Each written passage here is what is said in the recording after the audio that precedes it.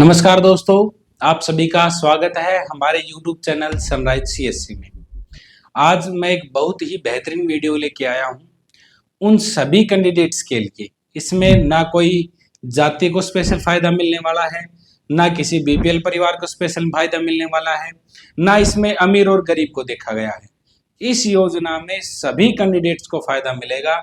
Even यदि candidate India का नहीं है तो भी उसको बेनिफिट मिलने वाला है आज की इस योजना में, जो मैं आपको बताने जा रहा हूँ।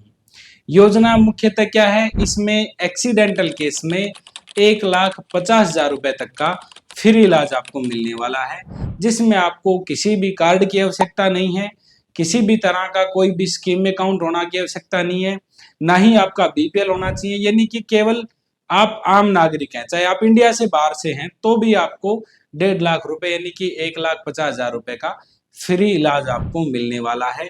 चाहे प्राइवेट हॉस्पिटल हो चाहे गवर्नमेंट हॉस्पिटल हो, सभी तरह के हॉस्पिटल इसमें काउंट की गई है। तो मैं बात कर रहा हूं PM राहत योजना की। आज की इस वीडियो में हम आपको बताने वाले हैं PM राहत योजना क्या है, इसमें 1,50,000 रुपए का जो आपका फ्री इलाज होना है वो किस तरह होगा, क्या दस्तावेज की जरूरत रहेगी, क्या इसका प्रोसेस होने वाला है, आपको किस तरह इसका बेनिफिट उठाना है, अगर हॉस्पिटल में यदि आप एडमिट होते हैं तो आपको वहाँ क्या बोलना है, इस स्कीम में आपको कैसे इंक्लूड किया जाएगा, ये सभी चीजें आज की इस वीडियो में हम बताने वाले हैं। लेकिन सबसे बड़ी जो बात हुई है, क्योंकि आज तक इंडिया में जितनी भी योजनाएं आई हैं उसका एक एलिजिबिलिटी क्राइटेरिया रखा गया है, या तो ये SC कैटेगरी को दिया जाएगा या फिर कुछ इसमें आपके धर्म निर्धारित होते हैं कि इस धर्म के लोगों को फायदा मिलेगा, या फिर कुछ जातियां या BPL परिवार, कोई ना कोई क्राइटेरिया जरूर रखा जाता है। ऐसी कोई योजना आज तक नहीं बनी है कि जिसमें सभी लोगों को फायदा मिले। मेरी नजर में शायद ये पहली योजना है जिसमें सभी लोगों को फायदा मिलने वाला है। तो PM राहत योजना की मैं बात करूं तो इसमें एक्सीडेंटल केस में यदि किसी भी कैंडिडेट की एक्सीडेंट के वजह से कोई भी दुर्घटना होती है या मृत्यु होती है, तो उस केस में जब भी कैंडिडेट का एक्सीडेंट होता है तो सबसे बड़ा सवाल होता है, कोई भी राहगीर लगा लो, कोई भी व्यक्ति वहां से गुजर रहा है तो वो उसको हॉस्पिटल में लेके जाता है। यदि गवर्नमेंट में लेके जाता है तो कोई इश्यू नहीं है, लेकिन प्राइवेट में यदि लेके जाता है तो ये सोचने पर मजबूर हो जाता है कि वहां जब मैं इसको एडमिट कराऊंगा तो वहां पे जो भी बिल बनाएगा या जो भी बिल बनेगा उसमें उसका प्रीमियम या बिल का भुगतान कौन करेगा, ये कैंडिडेट कौन है मैं नहीं जानता। इस तरह के बहुत सारे सवाल होते हैं। लगभग आजकल तो इसमें सुधार हो गया है, कैंडिडेट 112 पर फोन करके इन्फॉर्मेशन दे देते हैं, लेकिन फिर भी बहुत ज्यादा लोगों का ये सोचना होता है। तो सबसे पहले मैं आपको सूचना दे दूं कि कोई भी कैंडिडेट एक्सीडेंट हुआ है, चाहे आप बाइक चला रहे हो या गाड़ी में हो या आप रोड पे पैदल चल रहे हो, साइकिल से हो, किसी भी तरह से, मतलब किसी भी कारणवश आप एक्सीडेंट में शामिल हैं। मान लीजिए किसी भी दो गाड़ी का एक्सीडेंट हुआ है और आप साथ में पैदल ही जा रहे हो और आपको चोट लगी, तो आप एक्सीडेंट की कैटेगरी में शामिल हो गए हो। जो भी कैंडिडेट एक्सीडेंट की कैटेगरी में शामिल होता है रोड पे, उसमें भी ऐसा कोई क्राइटेरिया नहीं है कि नेशनल हाईवे हो या स्टेट हाईवे हो, कोई भी रोड हो, कहीं भी एक्सीडेंट हो ऑल ओवर इंडिया, तो आपका जब एक्सीडेंट हो जाता है तो सबसे पहले जो आपका शुरुआती जो घंटे होते हैं, जिनको गोल्डन आवर के नाम से भी बोलते हैं डॉक्टर्स, तो शुरुआती जो घंटे होते हैं उसमें इलाज की आवश्यकता होती है सबसे जरूरी और सबसे जल्द से जल्द यदि उस शुरुआती घंटों में कैंडिडेट का इलाज हो जाए तो जिंदगी बच जाती है और बहुत सारा फायदा कैंडिडेट्स को मिलता है। तो इसी को मद्देनजर रखते हुए गवर्नमेंट ऑफ इंडिया ने यानी कि सेंट्रल गवर्नमेंट ने PM राहत योजना लॉन्च की है। हाल ही में इस योजना के बारे में बहुत सारे डिस्कशन आपने सुने होंगे। आज के इस वीडियो में मैं आपको सारे डाउट क्लियर यहाँ पे करने वाला हूँ। तो सबसे पहले किसी भी कैंडिडेट का यदि एक्सीडेंट हो जाता है, यदि कैंडिडेट खुद इतना सक्षम है कि वह 112 पे कॉल कर पाए तो 112 पे कॉल कर सकता है, या खुद सक्षम नहीं है, आप राहगीर हो, आप वहां से गुजर रहे हो, तो किसी भी कैंडिडेट को आप उठा करके हॉस्पिटल में लेके जा सकते हो, चाहे गवर्नमेंट हो चाहे प्राइवेट हो। अब उसमें क्या होता है कि सबसे पहले आपको 112 पे कॉल करना है और 112 पे कॉल करके आपको सबसे पहले यही पूछना है कि सर मेरे एरिया में PM राहत के तहत कौन सी हॉस्पिटल रजिस्टर्ड है। इसमें आपकी दो तरह की हॉस्पिटल रजिस्टर्ड होती हैं, एक डेजिनेटेड हॉस्पिटल, एक नॉन डेजिनेटेड हॉस्पिटल। तो डेजिनेटेड हॉस्पिटल का मतलब ये होता है कि जहाँ पे आपको सारी सुविधाएं मिलती है, ट्रामा सेंटर होता है, हर पे ऑपरेशन अवेलेबल होता है, डॉक्टर्स अवेलेबल होते हैं, वो सारे जो भी नेशनल हाईवे की जो गाइडलाइंस है उसके अकॉर्डिंग वो आपकी डेजिनेटेड हॉस्पिटल होती है। तो वो होती है एक क्राइटेरिया वो है। तो आप 112 पे कॉल करेंगे तो आपको नियर बाई डेजिटेटेड जो आपका हॉस्पिटल है वो आपको मालूम पड़ जाएगा, यानी कि जो पीएम राहत योजना के तहत रजिस्टर्ड हॉस्पिटल है उनकी सूची आपको मिल जाएगी। जैसे आप अपना एरिया बताएंगे, पिन कोड बताएंगे, तो वो आपको बता देंगे कि आपको इस हॉस्पिटल में जाना है और यहाँ ये हॉस्पिटल पीएम राहत योजना के तहत रजिस्टर्ड है। तो आप विदाउट एम्बुलेंस का वेट किए, आप ना तो एम्बुलेंस का वेट करें ना पुलिस का वेट करें, आप डायरेक्ट कैंडिडेट को वहां से उठाए और उस हॉस्पिटल में लेके जा सकते हैं। अब वहां पे जैसे आप लेके जाएंगे, चूंकि आपने 112 पे कॉल किया है, तो अब पुलिस की जो टीम है उसको उसकी वेरिफिकेशन करेगी कि एक्सीडेंट हुआ है या नहीं हुआ है। मान लीजिए अब मैं हूं, मेरा एक्सीडेंट हो गया, मैं चलने लायक हूँ, सक्षम हूँ, मैं खुद जाके उस हॉस्पिटल में एडमिट हो गया और वहां जाके मैंने बोल दिया कि सर मैं एक्सीडेंटल केस हूँ, एक्सीडेंट मेरा हुआ है और पीएम राहत योजना के तहत मेरा इलाज कर दीजिए। तो हॉस्पिटल आपसे क्या करेगा, डिक्लेरेशन लिखवा लेगा कि सर इसका मतलब मैं खुद डिक्लेरेशन दे दूंगा कि मेरा एक्सीडेंट हुआ है और मैं यहाँ पे पीएम राहत योजना के तहत मेरा इलाज करवाना चाह रहा हूँ। अब यदि मैं नॉर्मल कंडीशन में हूं तो पुलिस के पास 24 घंटे का टाइम होता है, वो इस चीज को वेरीफाई करेगा कि मेरा एक्चुअल में एक्सीडेंट हुआ है या नहीं हुआ है और हॉस्पिटल को इंफॉर्मेशन देगा, एक वेरिफिकेशन रिपोर्ट देगा कि हाँ इस कैंडिडेट का एक्सीडेंट ही हुआ है। यदि वो रिपोर्ट 24 घंटे में पहुंच जाती है तो आगामी जो 7 दिन है, 7 दिन के लिए मेरा इलाज वहां पे रहेगा। मैक्सिमम लिमिट मेरी 1,50,000 है। यदि 7 दिन में मेरा 1,50,000 कंप्लीट हो जाता है तो मेरे को 1,50,000 रुपए का इलाज मिलेगा। 7 दिन के बाद मेरा कोई भी इलाज होता है वो मेरे को पे करना पड़ेगा। मान लीजिए किसी कंडीशन में 7 दिन हो गए लेकिन इलाज 50,000 का ही हुआ, तो वहां पे मेरे को 50,000 का ही बेनिफिट मिलेगा। मैक्सिमम 7 दिन वहां पे रखा गया है। यदि कोई ऐसी कंडीशन है कि मेरा को 2 दिन में ही मेरे 1,50,000 रुपए लग गए, तो जो भी सीम आपकी पहले पूरी होगी वही आपका इलाज बंद हो जाएगा, यानी कि 1,50,000 आपकी कंप्लीट हो गए। अब उसके बाद जो आपका पेमेंट लगेगा वो आपको देना पड़ेगा, चाहे भले ही आपके 2 दिन ही क्यों ना हुए।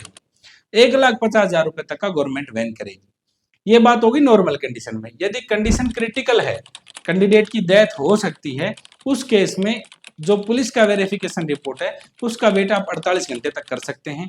मान लीजिए आपने हॉस्पिटल में एडमिट हो गए, आपने उनको सूचना दे दी कि पीएम राहत योजना के तहत मेरा इलाज कर दीजिए, तो उसमें आपका जो पुलिस वेरिफिकेशन करेगी कि इस बंदे का एक्सीडेंट हुआ या नहीं हुआ है, उसमें पुलिस के पास 48 घंटे का टाइम होता है। 48 घंटे के अंदर आपका हॉस्पिटल के अंदर आपका रिपोर्ट पहुंचना चाहिए कि आपका वेरिफिकेशन हो गया है और कैंडिडेट की एक्सीडेंटल हुआ है। यदि किसी केस में एक्सीडेंट नहीं होता है तो उस केस में नियम ये बोलता है कि जितना, मान लो आपका फर्स्ट एड हुआ, आप हॉस्पिटल में एडमिट हुए, तो जो फर्स्ट एड आपका हुआ वो जो फीस आपकी बनेगी वो गवर्नमेंट उनको देगी। लेकिन जैसे रिपोर्ट आती है, चाहे वो 1 घंटे में आए चाहे वो 20 घंटे में आए, क्योंकि 24 घंटे का मैक्सिमम टाइम है, तो वो रिपोर्ट जैसे आती है कि सर ये इसका एक्सीडेंट नहीं हुआ। मान लीजिए किसी का घरेलू झगड़ा था और मैं जाके हॉस्पिटल में एडमिट हो गया और मैंने जाके बता दिया कि सर पीएम राहत योजना के तहत मेरा इलाज कर दीजिए, मेरा एक्सीडेंट हुआ है, तो हॉस्पिटल तो आपका इलाज तुरंत शुरू कर देगी, उसको वेट नहीं करना है वेरिफिकेशन का। लेकिन 24 घंटे तक आपकी वेरिफिकेशन आएगी। वेरिफिकेशन में आ गया कि आपका एक्सीडेंट नहीं हुआ है, आपका घरेलू झगड़ा है, तो उस केस में भी गवर्नमेंट जितना आपका इलाज हुआ है उसका पैसा देती है और वहां से आपको छुट्टी मिल जाती है। हालांकि कुछ हॉस्पिटल्स में अगर उसकी वेरिफिकेशन गलत आती है तो वो आपसे पेमेंट भी ले लेते हैं। इस रूल में अभी पूरा क्लियर डाउट नहीं हुआ है कि इसका क्या रूल है, लेकिन यदि एक्चुअल में एक्सीडेंट हुआ है, पुलिस ने वेरीफाई कर दिया, तो आपको कोई पेमेंट नहीं देनी है। ये वेरीफाइड है, गवर्नमेंट ऑफ इंडिया ने इसका नोटिफिकेशन जारी कर दिया है। तो ये चीजें हो गई, यानी किसी भी कैंडिडेट को आप प्राइवेट हॉस्पिटल में लेके जा सकते हैं। अब बात आती है कि मान लीजिए जो रजिस्टर्ड हॉस्पिटल है वो आपसे काफी ज्यादा दूरी पे है और जो पेशेंट है वो सीरियस है, जिसका एक्सीडेंट हुआ है, तो आप किसी भी हॉस्पिटल में जा सकते हैं। जो रजिस्टर्ड नहीं है वो आपको फर्स्ट एड देंगी, वो होती है नॉन डेजिग्नेटेड हॉस्पिटल। उसके अंदर क्या होता है कि वो फर्स्ट एड देगी, आपको पट्टी वगैरह करेगी, ग्लूकोज लगाएगी और आपको जो भी आपका रजिस्टर्ड हॉस्पिटल है वहां रेफर कर देगी। तो जितना काम उन्होंने किया है उसका पैसा भी गवर्नमेंट उनको देता है। हालांकि वो हॉस्पिटल सभी रजिस्टर्ड हॉस्पिटल होनी चाहिए। ऐसा नहीं है आप गांव के किसी डॉक्टर को दिखा रहे हो, उसने पट्टी कर दी, आप उससे बहस कर रहे हो कि आपको गवर्नमेंट पैसा देगी, मैं नहीं दूंगा, ऐसा नहीं होगा। अगर यदि हॉस्पिटल रजिस्टर्ड है तो वो जो फर्स्ट एड वगैरह का जो पैसा उसका बनता है वो गवर्नमेंट का जो नियम है उसके तहत उनको पैसे मिल जाते हैं और आपको जो रजिस्टर्ड हॉस्पिटल है वहां पे रेफर कर दिया जाता है। यदि आप किसी अपनी प्राइवेट गाड़ी से आए हो तो उसका कोई पैसा नहीं मिलता है, वो आपको खुद से वहन करना होता है। तो एक्सीडेंटल के मामले में आपको पीएम राहत योजना कवर हो गई होगी। इसमें किसी प्रकार का जो हॉस्पिटल है उनको साफ साफ गाइडलाइन दी हुई है। यदि कैंडिडेट के पास कोई आईडी भी नहीं है तो भी आपको उसका इलाज करना है। मान लीजिए आप किसी भी राहगीर को लेके जा रहे हो, आप उसको जानते नहीं हो, ना हॉस्पिटल में उसको कोई जानता है, ना उसके पास कोई आईडी है, तो भी हॉस्पिटल उसका इलाज करेगी। इसमें आपको कोई चिंता करने की बात नहीं है। आप किसी भी प्राइवेट हॉस्पिटल जो रजिस्टर्ड है उसके पास जा सकते हो, या फिर गवर्नमेंट हॉस्पिटल में भी जा सकते हो। क्योंकि यदि आप 112 पे कॉल करके वेट करते हो, कोई भी एम्बुलेंस आएगी या कोई भी सरकारी गाड़ी आएगी, वो उनको सरकारी हॉस्पिटल में ही लेके जाएगी, तो वहां पे तो ऑलरेडी आपका इलाज फ्री होता है। लेकिन वहां भी ये स्कीम काम करती है। आपका 1.5 लाख रुपए तक का 7 दिन तक का इलाज गवर्नमेंट हॉस्पिटल में भी फ्री होगा। यदि किसी कोई ऑपरेशन वगैरह कुछ भी कोई चार्ज बनता है तो वो भी आपसे नहीं लिया जाएगा। वैसे तो गवर्नमेंट हॉस्पिटल में फ्री होता ही है। और ये आपका ऑल ओवर इंडिया काम करता है। ऐसा नहीं है कि आप यदि रेवाड़ी डिस्ट्रिक्ट में आपका एक्सीडेंट हो गया तो आप महेंद्रगढ़ में नहीं जा सकते, ऐसा कुछ नहीं है। चाहे आपका स्टेट ही क्यों ना चेंज हो रहा हो, एक्सीडेंट हरियाणा में और आप राजस्थान में इलाज करा रहे हो वहीं आसपास कहीं भी रजिस्टर्ड हॉस्पिटल में, तो वो आपका होगा। एक बहुत सारे कैंडिडेट्स का डाउट है कि सर हमारा एक्सीडेंट पहले हुआ था लेकिन आज 7 दिन नहीं हुए हैं, 2 दिन हो गए, तो क्या अब हम हॉस्पिटल में जाके करा सकते हैं? नहीं, ऐसा नहीं होगा। आपको ऑन स्पॉट जाना पड़ेगा। जो वेरिफिकेशन होगी उसमें पुलिस ये चीज इस चीज की वेरिफिकेशन करेगी कि कैंडिडेट क्या हॉस्पिटल तुरंत एक्सीडेंट के बाद आया या फिर कुछ टाइम के बाद आया है। इसमें हालांकि कोई टाइम अवधि नहीं रखी गई है, लेकिन आपको एक्सीडेंट के तुरंत बाद में, यानी कि डायरेक्ट एक्सीडेंट के स्पॉट से डायरेक्ट आपको हॉस्पिटल जाना पड़ेगा। यदि आप बाद में 1-2 दिन के बाद में यदि आप हॉस्पिटल में आ रहे हो तो आपका इलाज इस योजना के तहत नहीं हो पाएगा। तुरंत आप जाते हैं तो आपका इलाज होगा, वो भी 112 पे आपको इन्फॉर्मेशन देना पड़ेगा कि ऐसे ऐसे एक्सीडेंट हुआ है। यदि 112 की गाड़ी आ जाती है तो खुद से वेरीफाई करेगी, नहीं आती है तो उससे पहले आप खुद भी जा सकते हो, या कोई भी आपका जानकार नॉन आपके घर वाले पहले पहुंच जाते हैं तो वो भी आपको किसी भी हॉस्पिटल में लेके जा सकते हैं। यदि पीएम राहत योजना के तहत कोई भी आपका डाउट बनता है कि ये पॉइंट मेरे को क्लियर नहीं है, या यहाँ पे क्या करना पड़ेगा, क्या आइडिया, सब कुछ आप कमेंट के माध्यम से पूछ सकते हो, या नीचे हमारा मोबाइल नंबर दिया हुआ है वहाँ पे भी आप इन्फॉर्मेशन ले सकते हो। हालांकि अब इसके लिए डिस्ट्रिक्ट वाइज कैंपेन चलाए हुए हैं, धीरे धीरे न्यूज़पेपर में आने लगा है। हर हॉस्पिटल में इसके लिए बैनर लगाने के लिए बोल दिया गया है डिस्ट्रिक्ट ने, तो अब धीरे धीरे इन चीज़ों की इन्फॉर्मेशन होगी। हालांकि इसका पैसा कैसे मिलता है, कौन देता है, ये सब डिटेल्स बताने में बहुत लंबा वीडियो आपका हो जाएगा। तो फिलहाल आज के लिए मैंने केवल वही डिटेल्स बताई हैं जो एक आम नागरिक को पता होना चाहिए, क्योंकि एक्सीडेंट में बहुत सारे एक्सीडेंट इंडिया में होते हैं और बहुत सारा पैसा एक्सीडेंटल केस में लग जाता है कैंडिडेट्स का। 1-1 लाख रुपए, 1.5 लाख रुपए की यदि आपकी सहायता हो रही है तो बहुत बड़ी बात है। 1.5 लाख रुपए आपका कम नहीं होता है सहायता के लिए। एक्सीडेंटल केस में आपको ऑन स्पॉट सहायता मिल रही है, बिना कोई एलिजिबिलिटी देखे, बिना कोई आपका इनकम क्राइटेरिया देखे, डायरेक्ट आपको, वो भी प्राइवेट हॉस्पिटल में आपको ये सब सुविधाएं मिल रही हैं। जैसे मैं दिल्ली से हूँ, लोकल की मैं बात करूँ, आपको एक मोटा मोटी मैं आइडिया दे देता हूँ। जो हॉस्पिटल आयुष्मान पैनल पे रजिस्टर्ड है, लगभग हॉस्पिटल पीएम राहत योजना के तहत भी रजिस्टर्ड है।